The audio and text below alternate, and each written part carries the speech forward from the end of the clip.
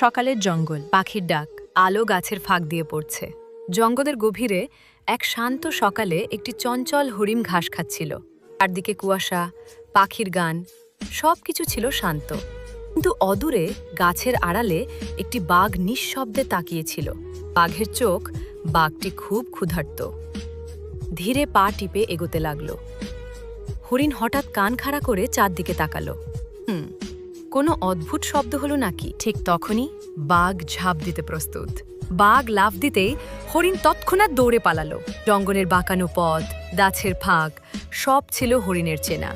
বাঘ পিছনে তীব্র গতিতে তাড়া করছে। দ্রুত দৌড়।